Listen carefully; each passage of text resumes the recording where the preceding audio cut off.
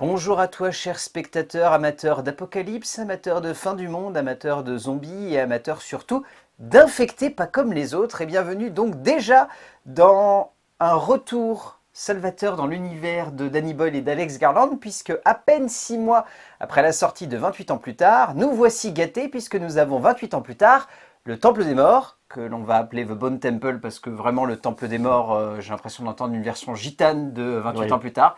28 ans plus tard, le Temple de ses morts, ouais, non, Non. réalisé cette fois par Nia DaCosta, donc pas par Danny Boyle.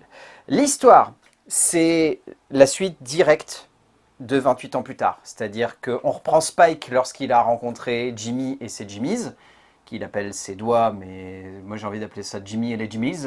Et Jimmy's. Voilà, c'est un très mauvais groupe de rock, un peu dans la veine des Beatles, mais qui n'a pas réussi à Oui, percer dans oui, la oui. fin des années 60.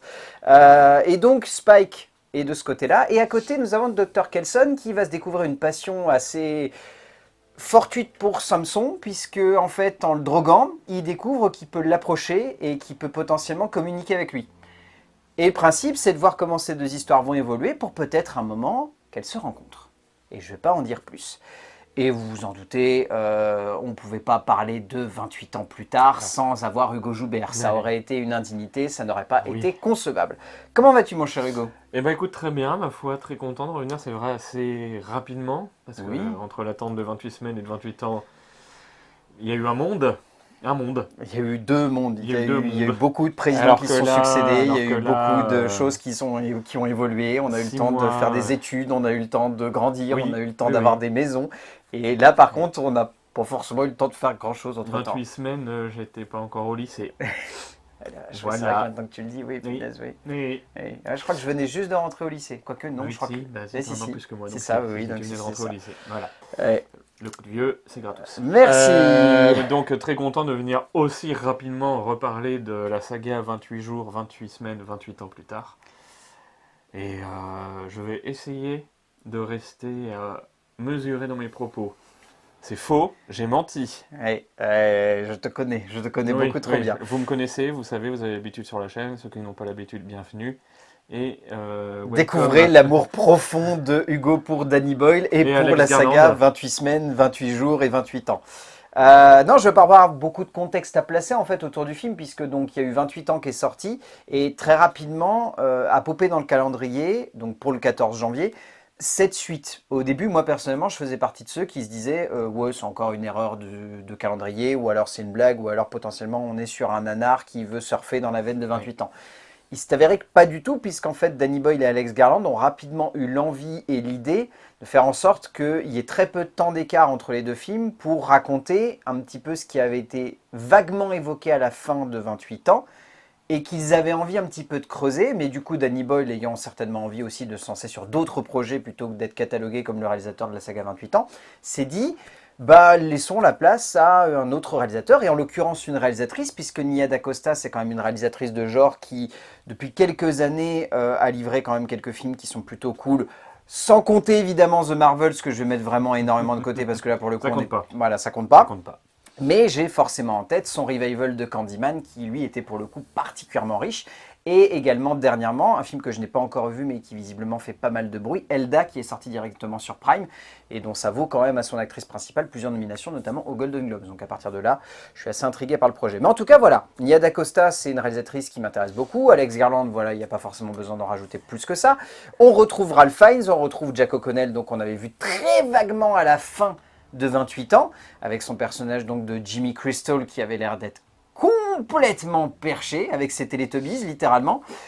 Donc, on retrouve ça.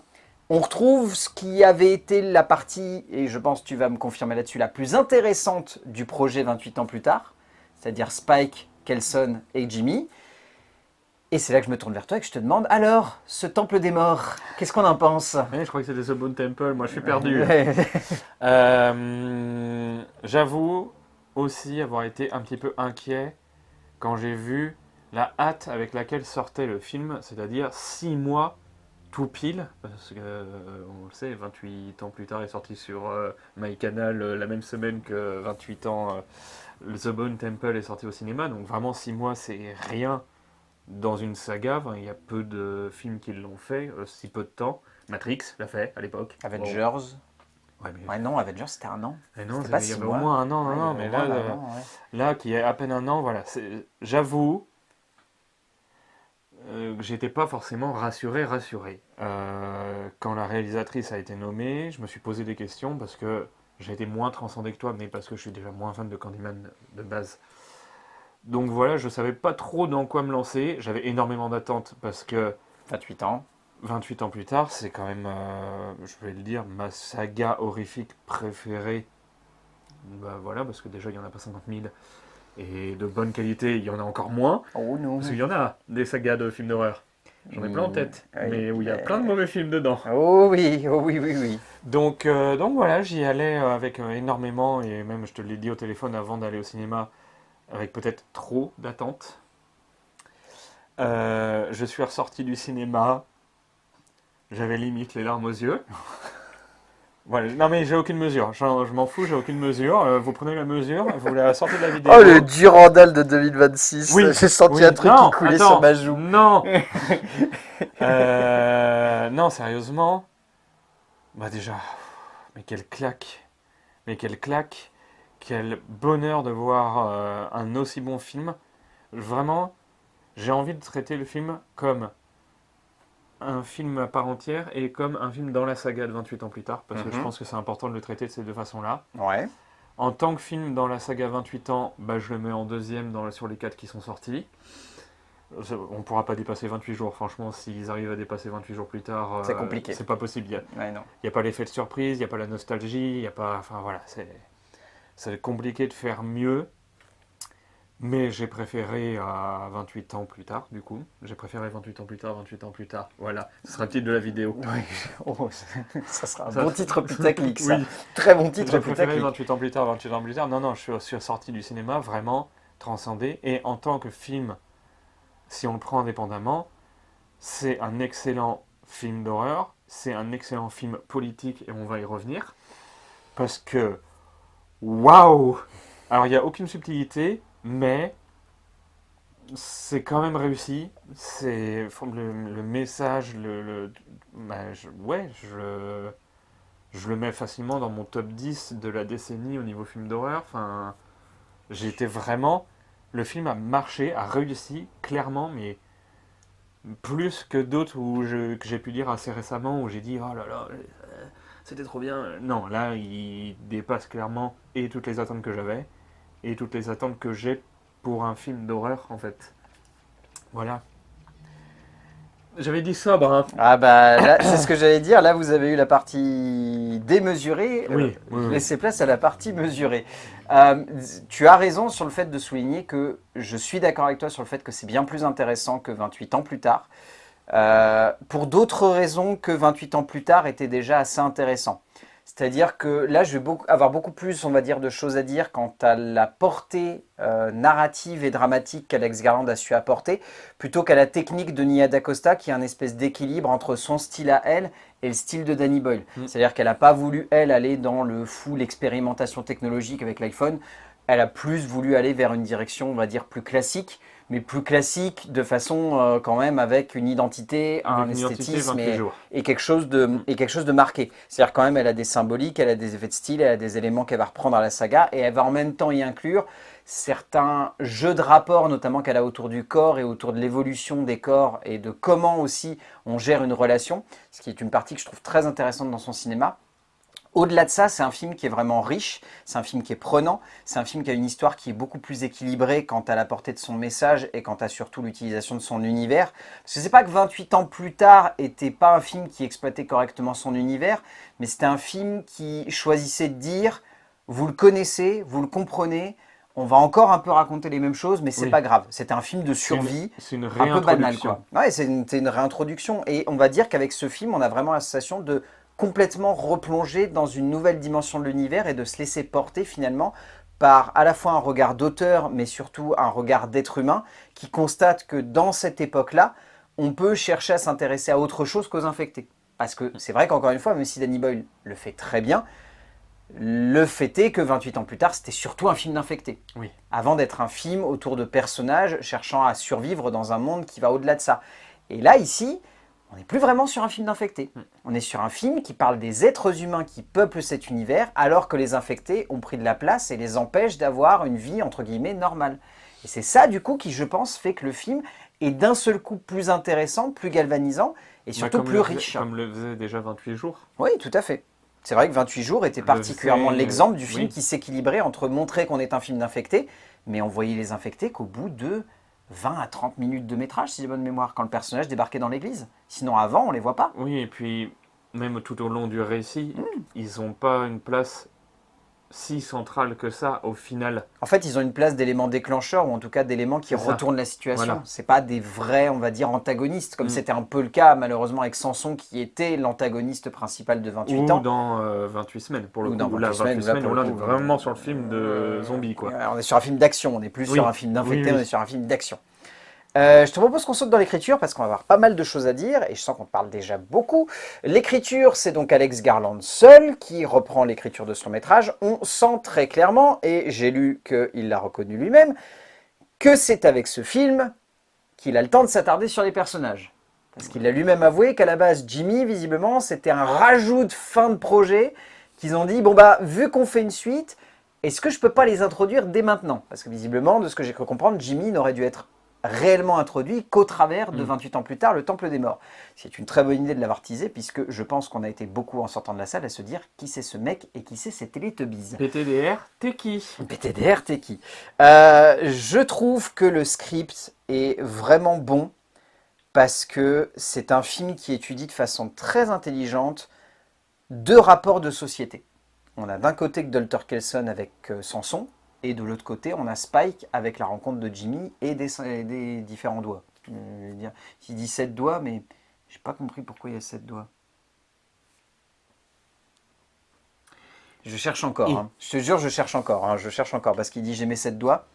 Parce que ça doit être une référence biblique qu'on n'a pas. Ou les 7 péchés, oui, je voilà, sais pas. Vu ce qu'ils font, oui, c'est pas déconnant. En tout cas, ce script a vraiment une dimension qui, je trouve, est bien équilibrée parce que je pense qu'il y a beaucoup de gens parmi vous qui vont peut-être me sortir et je pourrais le comprendre que par moment, on est un peu dans l'anecdotique. Dans le sens où on est juste sur des petites histoires d'êtres humains qui sont en train de vivre dans un univers post-apo et on sent qu'ils ont leur mentalité, etc. Donc ça, je peux comprendre, mais bizarrement, je trouve que ça marche mieux que d'avoir une sorte d'exubérance du post-apo, comme ça pouvait être le cas sur 28 ans plus tard, où on avait vraiment la sensation qu'on abandonnait l'intéressement qu'on pouvait avoir sur les sociétés pour se concentrer juste sur l'idée de survie. Et rapidement, c'est ce qui faisait que le script devenait juste un film de survie un peu classique, avec certes des thématiques autour de la maternité et de la passation de la vie, mais pas grand-chose de plus, quoi. Oui. Et je trouve qu'avec ce film, on suivait vraiment les yeux de Spike dans ouais, c'était ça. C'était Spike, c'était son père, c'était sa mère, et c'était une opposition justement entre qu'est-ce que c'est la paternité dans cet univers-là et qu'est-ce que c'est la maternité dans cet univers-là. Et la maladie. Et la maladie aussi. Et la fin de vie. Et la fin de vie. Et les médecins au milieu qui essayent de créer des temples parce que, bon, bah, vu qu'il y a la mort, autant rendre la mort belle. Hein. Voilà, Memento Mori. Je sais pas du coup, toi, ce que tu as pensé de ce script, mais en tout cas, je trouve qu'on a un Alex Garland qui, je pense, s'éclate beaucoup plus à l'écriture de ce long-métrage-là qu'à l'écriture de 28 ans plus tard. Clairement. Déjà, comme tu disais, par rapport au traitement qu'il fait du monde post-apocalyptique, post-virus, voilà, il y a un autre regard. J'ai vraiment l'impression que c'est deux personnes différentes qui ont écrit les deux films, alors que... non, mais en un sens, si, j'ai presque envie de dire. Il a un peu, on sent qu'il a plus de liberté, qu'il va être plus dans le message très politique et prophétique comme il a pu avoir sur ses derniers films. Ah bah clairement, il a un message. Moi, je trouve qu'il y a beaucoup de liens à faire avec Men. Même si on peut faire des liens aussi avec l'optique politique de Civil War, je trouve qu'il y a plus de liens à faire avec Men dans la connexion entre les êtres humains et surtout le paradoxe, on va dire, psychologique que les différents personnages vont avoir les uns sur les autres. Et puis c'est l'impact, et on rentrera dans une zone spoiler un peu plus tard, donc pour étayer un peu ce que je dis. Mais non, comme je disais, il y a un message tellement fort et tellement important. Enfin, il y a certaines phrases où vraiment j'étais devant le film et j'étais putain, mais fais moins subtil s'il vous plaît. Non, c'est un très bon traitement. Je trouve, bah, justement, toutes ces références religieuses aussi ont leur importance parce que bah, quel sens a la religion après un tel cataclysme? Mhm. Et il le fait de façon très intelligente. Alors, je me suis posé la question, c'est pas un spoil, attends, je mesure mes mots, mais ça parle beaucoup de satanisme, Mhm. et je me suis posé la question de pourquoi passer par cette croyance-là alors que ça aurait pu en être une autre, et on va dire que c'est le seul petit point noir qu'il y a dans le film, c'est on traite le fanatisme par le satanisme, parce que c'est une religion qui fait peur, Mhm. alors que du fanatisme, il y en a dans toute religion, dans toute Oui. croyance. Et je me suis Et dit, il y a aussi le côté un petit peu ambigu de toutes les religions qui auraient pu être abordées. En oui, fait, je pense qu'il a voulu avoir une image un peu radicale parce que il a pris ce personnage et Jimmy, en fait, est l'incarnation pour moi de cet homme qui se sert, entre guillemets, d'une aura ou en tout cas d'une force mm, qui se dégage de à la fois sa personnalité mais également de sa mentalité. Et le fait qu'on ait aussi ce regard sur le monde post-apocalyptique, moi j'aime bien, parce que ça me rappelle beaucoup, tu vois, The Mist par exemple avec Stephen King, mm, où il y avait ce personnage justement qui choisissait d'avoir une idée un peu divine de ce qui se passe. Et l'idée d'avoir un Jimmy qui est un petit peu dans cette même optique, mais qui va se servir de ça pour créer un petit peu son groupe de fanatiques.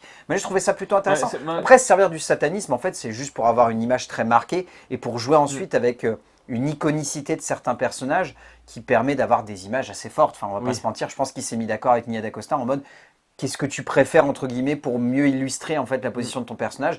Bah avec un truc qui s'appelle le Temple des Morts, fous-moi des trucs en rapport avec la mort, donc oui. mets-moi Satan. C'est pas le truc qui me choque le plus, tu vois. Moi je dirais Mais plus que c'est pas que ça me choque, c'est que je me suis posé la question de pourquoi. ouais. Pourquoi et quel impact le film aurait pu avoir s'il avait traité ça avec une autre religion. En fait le souci c'est que derrière ça aurait été beaucoup moins subtil quant à ce que ça veut traiter Oui, entre guillemets autour de l'impact politique et de l'idéologie derrière que ça véhicule. parce que l'idéologie sataniste est quand même beaucoup moins développée et beaucoup moins présente, on va le dire, que même peut l'être je parle pas forcément des grandes religions monothéistes aujourd'hui, mais, Même juste de la pensée, de manière globale, mais oui, juste de la ou pensée. même des sectes ou des dérives sectaires qu'il y a pu avoir dans certaines croyances, et voilà, c'est... Mais même au-delà de ça, je pense qu'Alex Garland, ce qui l'intéresse aussi, c'est de penser juste à l'idée de cette dérive, cet instant où en fait où un personnage va se dire je vais me servir de ce que les gens connaissent, mais je vais le twister d'un certain point de vue pour faire en sorte que ça épouse mes idéaux et que du coup je puisse me servir de cette idée pour transmettre une certaine vision du monde qui épouse mes envies, mes besoins. Et c'est ce que font tous les chefs de secte, tous les chefs de partis et tous les fanatiques qui ont parfois Non, c'est ça. malheureusement tendance à vouloir Non, absolument c'est avoir des folies des grandeurs. un traitement du fanatisme et au travers de la psychiatrie vraiment. Hmm. Et c'est là aussi le gros point positif. Alors, il était déjà présent, mais moindre dans 28 ans plus tard. C'est ce côté vraiment d'aller dans la psyché des personnages et de façon aussi intelligente. Spike avec le deuil et le questionnement autour de la maladie avec sa mère. Mhm. Et là, bah, Jimmy et ce qu'il a vu, les souvenirs qu'il a enfant, voilà, qui est déjà abordé dans 28 Bah, ans qui plus était abordé tard, au tout début de très 28 ans rapidement plus dans tard. 28 ans plus tard. Et le docteur Kelson. Coulson, et je trouve que ce personnage est voilà, incroyable. Hmm. Au niveau de l'écriture, on parlera d'interprétation après, mais au niveau de l'écriture, je trouve qu'il est à la fois dans une folie et ancré dans une réalité et dans vraiment dans la science pure et dure. Et c'est d'une justesse que je trouve très difficile à manier, parce que c'est bien de vouloir parler de la psychologie et de vouloir traiter psychologiquement ces personnages de façon vraiment profonde, mais on peut vite tomber soit dans le pathos, soit dans le surjeu, et là c'est à aucun moment le cas, Non, en fait. clairement. Je vous propose qu'on saute dans une petite partie spoiler. Le petit timecode va apparaître juste en bas. On va avoir quelques petits trucs à évoquer par rapport au retournement de situation parce que on n'a pas trop parlé de Samson qui, je l'ai évoqué quand même dans le résumé, est un élément assez central. Mais donc, au-delà du tranquillisant, ce qui intéresse le Dr Kelson, c'est au fur et à mesure du film de découvrir s'il n'y aurait pas un moyen de traiter de façon médicale ce qui se passe avec ces infectés. Et ce qui est très intelligent, c'est que Alex Garland a opté pour l'optique qui est mentale et non physique, c'est-à-dire que Allez, l'objet... les deux. Les deux, mais elle est surtout... Enfin, l'idée est donc de traiter de façon mentale en premier lieu, pour voir s'il va y avoir un impact physique sur les personnages. Et cette idée, elle est peut-être la plus intéressante de tout film, parce que j'avoue que imaginer que les infectés sont littéralement des personnes avec un problème de paranoïa Oui, et de folie, une crise de schizophrénie. c'est ça, Ouais. et que le moyen de les aider, c'est justement de soigner ça, c'est très intelligent. Ça parle en plus de clairement le monde dans lequel on vit aujourd'hui, puisqu'on va pas se mentir, suite à la crise du Covid, il y a clairement eu des gens qui sont ressortis avec des peurs de l'autre, des craintes par rapport à ce qui se passe. Et encore une fois, quand on voit le monde d'aujourd'hui, enfin, je veux dire, encore une fois, le film sort avec un timing parfait quand on voit que derrière, il y a Oui. des présidents qui kidnappent d'autres présidents et qui veulent conquérir d'autres pays. Voilà, il y a Par peut-être exemple, moyen de devenir paranoïaque. Oui, mais ça va aller plus loin que ça. Ça va aller plus loin que ça. Et moi, c'est le message le plus fort du film. Et je pense que le film a été écrit après le Covid. Enfin, c'est sûr qu'il a été écrit après la crise du Covid. Là, le message va pas plaire à tout le monde. Machallah, vous avez vos avis, on a les nôtres. J'expose Vas-y. un fait. Le fanatisme tue la science. Le fanatisme tue la science. Les idéologies tuent la science. Et Les dérives. les dérives sectaires dérives. tuent la science. Et les pas que dérives sectaires, politiques. les dérives de manière générale ont tendance à enterrer la science. Et quand on voit qu'aujourd'hui, il y a de plus en plus de gens qui malheureusement considèrent que la Terre est plate, alors qu'il y a des faits Mais non, mais qui démontrent ça. la Ah, mais ministre, après- la ministre de la Santé d'une des plus grandes puissances au monde est anti-vax. Oui, non mais... Et il nous sort ça. Mais justement, Parce que, voilà, c'est la partie spoil, donc je me permets de spoiler parce on reste évasif. Mais Jimmy, dans son fanatisme, finit par tuer le médecin et donc tuer la médecine telle qu'elle est représentée dans 28 ans plus tard. Et j'ai trouvé le message tellement fort par rapport à tout ce qui s'est passé depuis, même et avant, mais encore plus depuis la crise du Covid. C'est-à-dire les antivax qui mettent le monde en danger, les dérives idéologiques qui font qu'aujourd'hui on est en train de foutre en l'air et la planète et l'humanité, et voilà.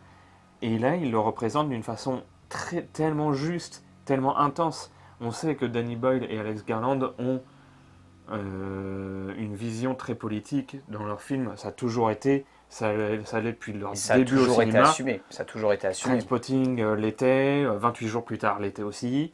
Et de son côté, Alex Garland avec Men ou avec Civil War, ou même avec Ex Machina, bah oui, c'est était- ça. voilà, il y a c'est- toujours une présence, mais là, je trouve qu'elle est tellement forte parce que c'est vraiment l'image du fanatisme qui tue ce qui aurait pu sauver l'humanité, en fait. Et on peut faire le lien avec l'écologie, on peut faire le lien avec la santé, on peut faire le lien avec le social. Enfin, voilà, c'est un message qui est extrêmement fort, extrêmement puissant et qui est, je trouve, très important.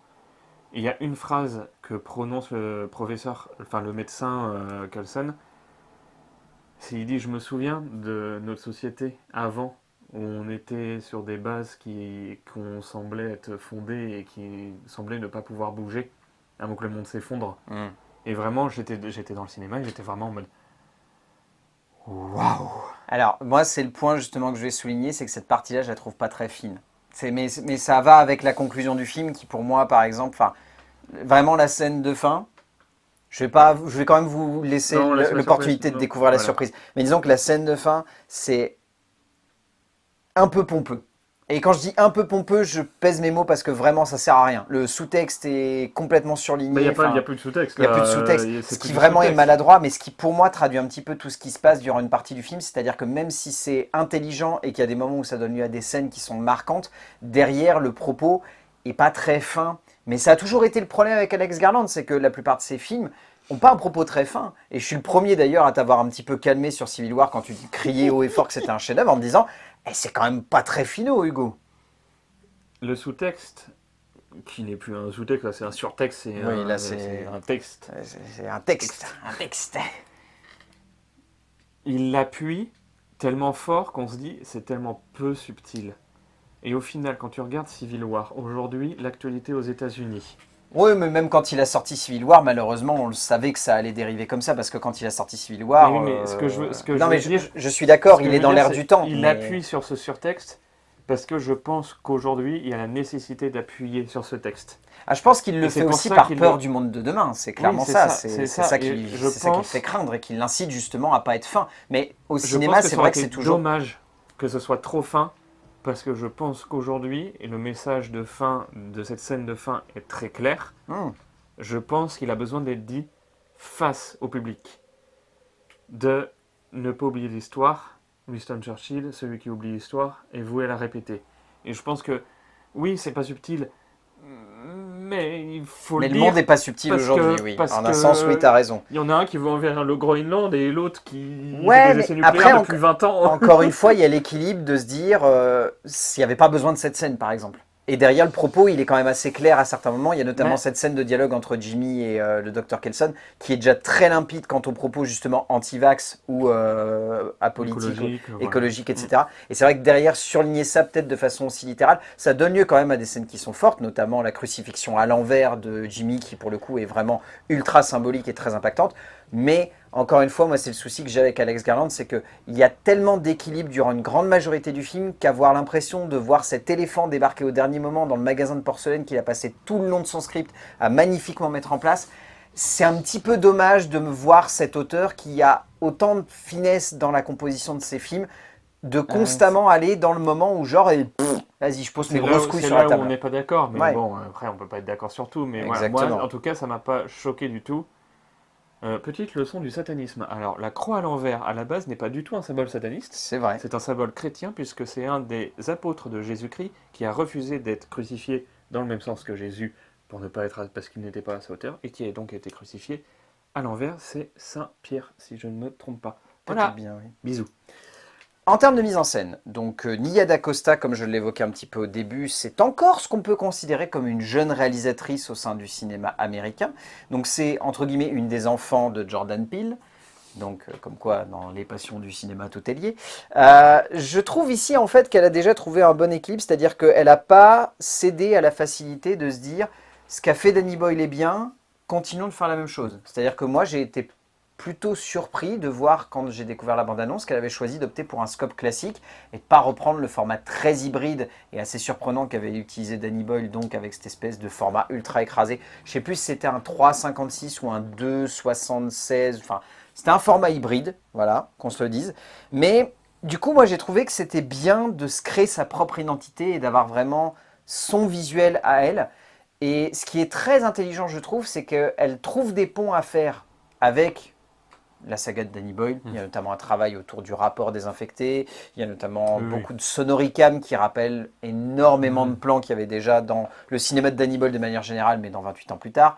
Il y a un très joli travail autour de la représentation de la mort à l'écran, qui est plus subtil, je trouve, que dans 28 ans plus tard. C'est-à-dire qu'il y a moins le côté geyser de sang, ce qui du coup crédibilise beaucoup plus certaines morts qui par moments sont un peu crades. Disons qu'il y a une grange à un moment, elle est C'est pas fun. glaucasse, Elle est pas hein. fun, C'est cette scène. glaucace. Elle est pas fun. D'ailleurs, autant le moins de 16, on pouvait se poser la question sur le 28 ans de plus tard s'il était vraiment justifié, autant là, sur le Temple Voilà, des il n'y a Morts, aucun doute, hein. il n'y a pas de question à se poser. Le moins de 16, il est clairement là pour une bonne raison. Mais après, je trouve globalement qu'en fait, le style de Nia DaCosta, elle arrive très bien à trouver le bon équilibre entre un style un peu hybride qui épouse l'idée de Danny Boyle de la saga, son style à elle, et un côté un peu classique de l'horreur qui, je trouve, fonctionne bien. Mm. C'est cet ensemble qui fait que le film va pas forcément vous éblouir par des scènes qui sont ultra marquantes, si ce n'est quand même donc cette scène de la grange et cette scène de fin qui est quand même extrêmement cool.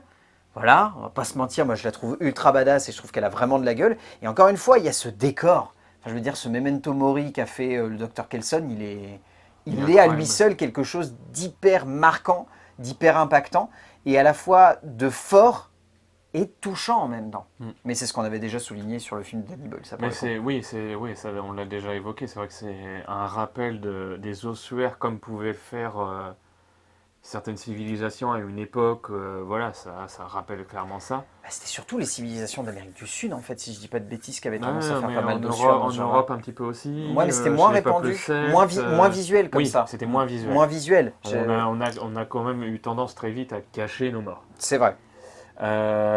Je te rejoins complètement par rapport à la réalisation. Moi, le gros point positif que l'on avait un peu perdu, enfin perdu entre grosses guillemets, attention, qui avait été moins présent sur 28 ans plus tard, c'est ce choix qui était d'abord un choix technique pour 28 jours plus tard, de faire les courses-poursuites en plan fixe, en caméra fixe. Ouais. Et le fait de retrouver ça, ça m'a fait un plaisir. Il y a une scène en forêt où il y a une course-poursuite et où c'est des caméras fixes. Et vraiment, j'étais tout seul au cinéma, j'étais en mode yes, il n'y a que moi qui peux le voir avec la yes. Mais parce que ça a forgé l'identité de 28 jours plus tard et du cinéma de Danny Boyle, ce choix de faire des plans rapides, des plans où il se passe beaucoup d'action avec des caméras fixes. C'est quelque chose qu'on voit vraiment pas souvent et qu'à l'époque on voyait encore moins du coup.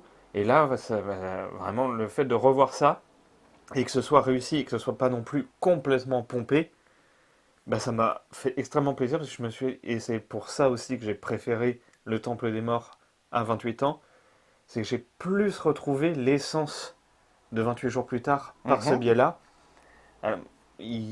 C'est pas un défaut pour 28 ans, parce que 28 ans plus tard, testait des choses et nous a offert des scènes, notamment cette scène sur la digue. Je l'ai revue, elle est toujours aussi incroyable visuellement. Bon, c'est moins impactant qu'au cinéma, mais voilà.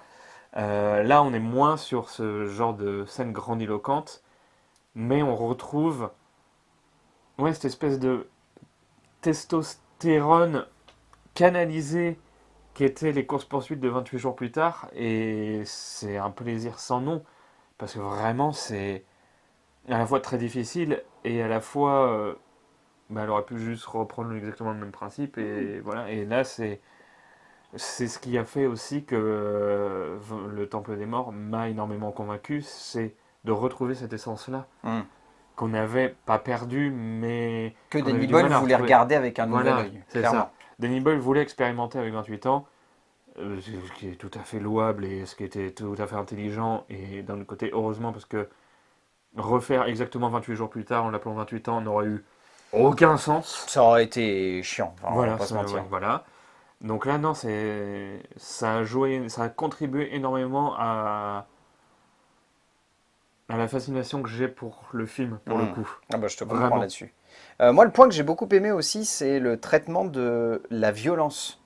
C'est un rapport que Danny Boyle avait peut-être un petit peu perdu parce qu'on sentait clairement son objectif, c'était de revenir à quelque chose de plus classique et de montrer que maintenant le monde s'était habitué aux infectés et que voilà, il fallait vivre avec. Mais ici, ce qui est intelligent, c'est que Nia DaCosta, ce qui intéresse, c'est de montrer que la mort, c'est pas quelque chose qui va venir en fait désinfecter.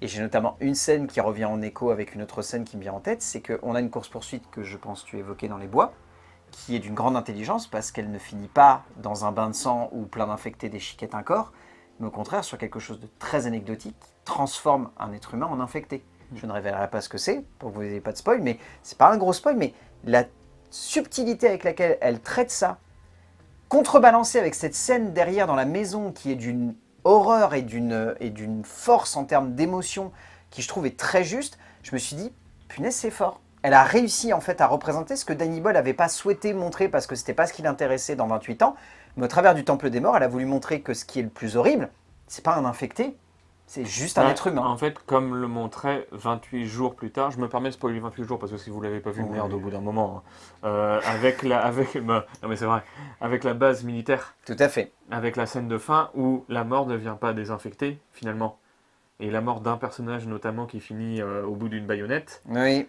Là, ça vient pas d'un infecté et c'est une des morts les plus marquantes du film.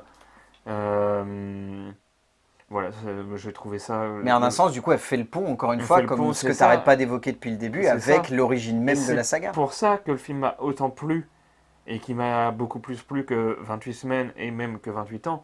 C'est parce que j'ai vraiment eu la sensation de retrouver l'essence, que ce soit dans le message, comme on l'a dit, et dans la réalisation, de 28 jours plus tard, en fait. Et il y a un autre point, moi, que j'ai beaucoup aimé pour rebondir sur ce que tu dis, c'est qu'elle arrive très très bien à contrebalancer des moments de joie, de pure joie. Il y a vraiment des scènes entre le Dr. Kelson et Samson qui sont riches en fait de lumière.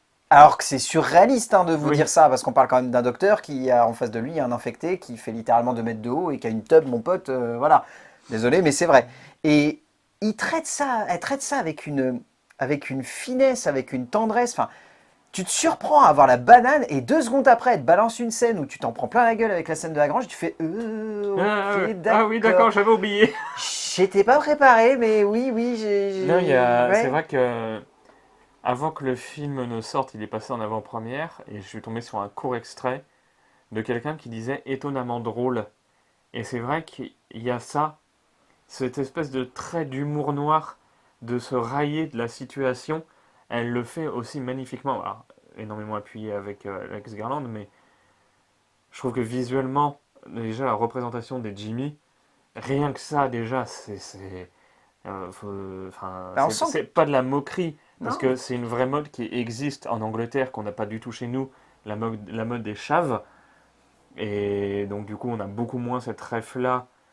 On l'a un petit peu, mais c'est quand même beaucoup moins Non. présent. Bah, ceux qui ont vu les films genre This is England ou des films comme ça qui Ouais, ont ou transmis un petit... Skins, Ouais, c'est ou ça, voilà. Misfits, enfin Ouais, voilà. ceux qui sont vraiment fans, entre guillemets, de cette culture un peu Oui, underground américaine, quoi, ce cinéma un anglaise, peu... Anglaise, anglaise. pardon, Oui, anglaise. pour le Ce coup. cinéma indépendant qui vraiment, durant une bonne période du début des années 2000, mettait beaucoup en avant justement Mm. cette vague-là, en tout cas cette vague vestimentaire. Et c'est vrai que là, bah, de le voir, enfin, ça dénote complètement avec l'univers dans lequel il se Mmh. trouve, Bah, l'intégrale survêt Adidas. ah oui, non mais oui. Mais elle s'en sert encore une fois comme identification culturelle et du coup elle s'en sert pour faire le pont derrière avec tout ce que Alex Garland traduit au niveau de son sous-texte et parfois au niveau de son texte juste littéral autour de la société, autour de l'évolution des mentalités et autour de ce que le personnage de Jimmy cherche à transmettre.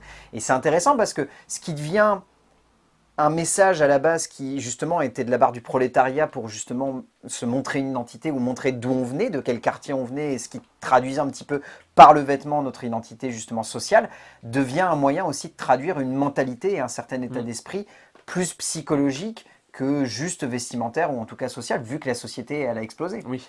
Et c'est très intelligent de ce point de vue-là. Je te propose qu'on passe au casting. Avant, on Dis, parle de la vas-y, dis. musique. Oh, oui, alors vaguement. Il Si, dure une on parle de Gunnadotti. la musique. Alors, il y a quelques musiques qui sont intéressantes, mais après, c'est surtout les. Tu voulais parler des Alors tracks, déjà, hein. le fait que il y a vraiment une grosse différence entre 28 ans et The Bone Temple parce que la musique de 28 ans a été faite par un groupe rock indé C'est vrai. anglais. Là, on retrouve une compositrice, Une une compositrice. compositrice. Hildur Guðnadóttir qui avait fait la composition notamment de Joker. Oui. Et du coup, on retrouve une compositrice avec des thèmes qui sont assez intéressants. Mais cette BO, est-ce qu'on peut en parler 2 minutes? Que j'étais à bondir dans le cinéma parce que Radiohead, Duran Duran, Iron Maiden dans le même film. Alors, sache que si tu es fan de Danny Boyle, il n'y a rien de surprenant. Non, il n'y a rien de surprenant parce que voilà, je repense à Voilà. Trainspotting et oui, forcément. Voilà, on va pas se Mais mentir, voilà. je trouve que là, c'est Ah bah, c'est des choix très c'est des iconiques choix, en c'est des termes de choix très musique, hein. iconiques et en même temps un petit peu niche parce que Duran Duran, c'est pas non plus le groupe New Wave le plus connu parce que sinon elle Non. aurait pris du The Cure. Oui, tout à fait. Voilà, ça reste quand même très intéressant et je trouve ces scènes-là encore plus marquantes. À noter que ça fait 2 fois en 2 semaines qu'il y a une œuvre avec du Iron Maiden dedans. Ça commence à faire beaucoup parce que le final de Stranger Things finit avec une chanson de Iron Maiden. Eh ben, ça tombe bien parce que je l'ai pas vu, donc je peux Et pas te bah dire. voilà, pour un petit clin d'œil pour ceux qui ont regardé Stranger Things, c'est, je sais pas, 2026, c'est l'année d'Iron Maiden. Peut-être. Tout le temps, c'est l'année d'Iron Ça Maiden. fait 50 ans, On va pas se mais. mentir, c'est tout le temps. Donc du coup, casting. Rien de très surprenant. On va peut-être d'abord parler des nouveaux, histoire d'évoquer des nouvelles têtes avant de revenir sur celles qu'on connaît bien. On va parler alors donc de Sam Locke qui joue Jimmy Fox, de Emma Laird qui joue Jimmy Ma, de Robert Rhodes qui joue Jimmy Jimmy, de Ghazi Al-Rufai qui joue Jimmy Snake, de Maura Bird qui joue Jimmy Jones, mais surtout de Erin Kellyman qui joue donc Jimmy Incroyable. Inc. Erin Kellyman, qui est une actrice moi que j'aime énormément, qui a fait beaucoup de films ultra connus et de séries aussi. Je ne vous aligne pas le nombre de séries dans lesquelles elle a joué, entre l'univers de Star Wars dans lequel elle a joué. Dernièrement, elle a été l'une des stars du premier long métrage de Scarlett Johansson en tant que réalisatrice. Voilà. Erin Kellyman est une très grande actrice, elle n'a plus besoin de le prouver. Connor Newell qui joue Jimmy Sheet, ou Jimmy Shite, qui est donc un Oui. petit peu le leader des Jimmy, entre guillemets, au sein des Jimmy. On va surtout citer également Shea Lewis Parry qui joue donc Samson. Quelle carrure physique, c'est Incroyable. impressionnant. Vraiment, Incroyable. lui, il est juste fou. Ralph Fiennes, Il interprète de façon tellement juste. Je me demande si Danny Boyle, Alex Garland et Ralph Fiennes ne sont pas amis dans la vie. Je Parce pense. que je trouve que, pour le coup, les autres acteurs sont très très bons, on y reviendra, mais Ralph Fiennes interprète exactement ce qu'est le cinéma de Danny Boyle.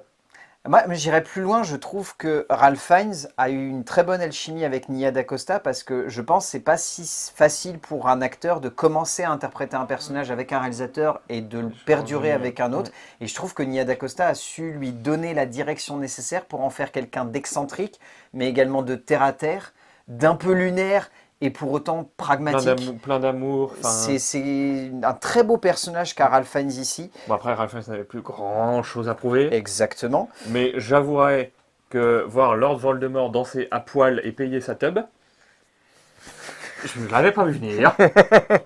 C'est là qu'on voit le dévouement d'un acteur. C'est là qu'on le voit. Voilà. Jack O'Connell est un très grand acteur J'adore. aussi, mais voilà, entre Sinners et ce film-là, il joue les antagonistes à la perfection. Genre vraiment. Et c'est très intelligent parce que je trouve que le fait d'avoir eu ce personnage dans la continuité derrière de Sinners, où il interprète un peu le même type de protagoniste, mais en Doucement, je l'ai toujours pas vu. Hein. plus fin, Tout doux, bijou, ouais. tout doux. Mais je trouve que du coup, il y a une vraie filiation et on sent qu'il se plaît dans ces personnages un peu excentriques, mais qui ont quand même une forme de mentalité qui permet de s'attacher un minimum à eux. Mais De les parce que- trouver charismatiques, mais en même temps Parce que c'est aussi typiquement la culture terrifiants. dans laquelle il vient, en fait. Enfin, Mais ça fonctionne super bien, son il a interprétation, elle est commencé folle. et j'ai suivi son commencement. Alors, je compte pas parce qu'il me semble qu'il a commencé au théâtre, mais avec Skins, avec la saison 3 et 4 de Skins, où il a déjà ce personnage-là et où il l'interprète magnifiquement, de prolétariat anglais, mais excentrique et avec énormément d'aura. Il l'a joué aussi dans Eden Lake. Et en fait, c'est dans cette continuité-là, sans non plus qu'il tombe. Il n'a pas que ce rôle-là, En fait, c'est l'avantage, c'est que heureusement. Jack O'Connell, il a su au fil des années interpréter des personnages très différents et pour autant souvent très marquants, Parce que tu allant vois de... Invincible. Oui, non, mais oui, alors tu vois ça, mais tu vois aussi Les Points contre les murs, si je dis pas de bêtises, de David Mackenzie, qui était vraiment cool lui pour le coup. Il y a 71 aussi, où il jouait un militaire irlandais, si je dis pas de bêtises, ou anglais, qui était vraiment très bon. Enfin, c'est un très bon acteur, Jack O'Connell. Il s'est vraiment éclipsé pendant un temps pour se concentrer vraiment sur d'autres choses, mais on sent que maintenant, là, il est revenu et qu'il impose des interprétations qui, je trouve, sont hyper marquantes et très fortes. Moi, je pense que ça va lui. Sinners et 28 ans vont clairement lui ouvrir des portes. Ah Et bah je oui, plein de l'espère, portes. parce que j'espère voir Jack O'Connell plus souvent. Clairement. Et on a le jeune Afi Williams, qui joue donc Spike.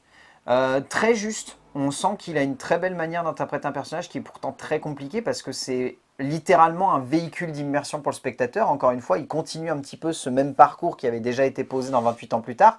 Mais je trouve qu'au travers de ce film, il devient vraiment un personnage victime.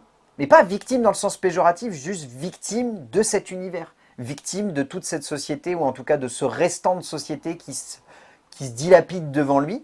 Et c'est très intelligent parce que on n'est pas tombé dans le personnage pathétique, on est vraiment tombé dans le jeune garçon paumé au milieu d'une secte qui essaye quand même de survivre et de se trouver une place. Et oui, il a quand même des instincts de survie, parce que je pense à pour le coup, cette scène d'ouverture où on pense que c'est anecdotique le coup de couteau qu'il a mis, alors que pour le coup, quand j'ai vu où il l'avait planté, j'étais ah, bon bah ce personnage-là, il est foutu. C'est ouais, non, non, mais son interprétation est vraiment belle, je trouve, et même dans des scènes, je trouve notamment qu'il a une très bonne alchimie avec Erin Kellyman, notamment dans la deuxième moitié du métrage, où ça aurait pu vite devenir pas du tout fin et on aurait pu vite deviner un petit peu les intentions des personnages. C'est pas du tout le cas. Je trouve notamment que les deux ont une très belle alchimie qui fait que ça fonctionne très très bien, notamment dans la dernière moitié du métrage, où, enfin, c'est vraiment fou pour le coup. On arrive à la fin de cette vidéo. Qu'est-ce que tu retiens de 28 years later, The Bone Temple? Quel accent, Eh, my dear. my dear. Bah voilà, je reste sur la position que j'ai et j'en démordrai pas. Avis à ceux qui n'ont pas aimé ou qui veulent mettre en commentaire, voilà, que Hugo il en fait trop. C'est comme ça. 28 jours plus tard est l'un de mes films d'horreur préférés. Voir à la fois un tel hommage et une telle continuité dans un même film avec, comme on disait, le casting, la réalisation et l'écriture aussi réussis, pour moi ça pouvait être que... Voilà, ça pouvait que marcher. Voilà, c'est comme je le disais, je sais plus pour quel film, mais c'est exactement le genre de truc qui m'attrape. Et bah là, là, encore plus. Ouais, c'est vraiment, ça aurait pu être une énorme foirade, ça ne l'est pas, et j'en suis mais tellement content. C'est un très bon film. Je vais appuyer ça de ce côté-là. C'est-à-dire que je trouve réellement qu'on est dans un métrage qui se comprend en tant que suite directe et qui arrive quand même à traiter de sa propre mythologie et de son propre univers et de ses propres thématiques. On sent que c'est un film où à la fois Alex Garland s'éclate beaucoup plus à l'écriture et aborde des sujets qu'il travaille beaucoup plus que simplement un univers d'infectés post-apocalyptique.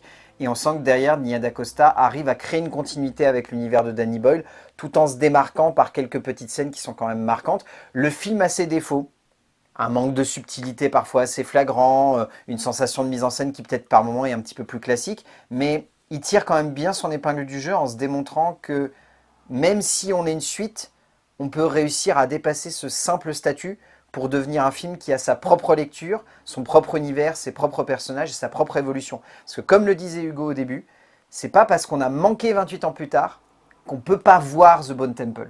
Il y a peut-être juste Spike qui va nous sonner comme un petit peu à côté, mais je trouve qu'en soi, l'univers possède sa propre richesse, Mm. ses propres thématiques et ses propres évolutions pour qu'il se tienne en tant que film, en tant que tel. Donc pour tous ces éléments-là, 28 Years Later, The Bone Temple, ou 28 ans plus tard, Le Temple des Morts de Nia DaCosta, ça vaut quand même largement le coup d'œil en salle. Oui. Et vu que niveau cinéma de genre, on va pas avoir forcément grand-chose de très riche, à part peut-être Retour à Silent Hill début février, et ben tentez votre chance, ça pourrait clairement vous plaire. Merci mon cher Hugo. Bah, merci à toi. Je sais pas quand est-ce qu'on se retrouve. Puis je crois qu'on avait noté un truc courant Un Sam février. Raimi. Oui, fin janvier, D'accord. on a le Sam Raimi. Dans 2 semaines, on se retrouve parce qu'on a Sam Raimi quand même qui revient à la mise en scène. Et rien que pour ça, ça va faire plaisir. Mm. Et d'ici là, on va dire aux gens d'aller voir des films parce que c'est bien d'aller voir des films et qu'on se retrouvera pour parler de films, bien évidemment. A plus. Allez, salut. Je ne spoilerai pas la fin parce que je peux pas. Là, je peux pas. Non, là, non, je le peux fais pas. pas, le fais pas. Là, le je fais peux pas. Le fais Mais pas. par contre, s'il n'y a pas de suite au film, je me fous en l'air.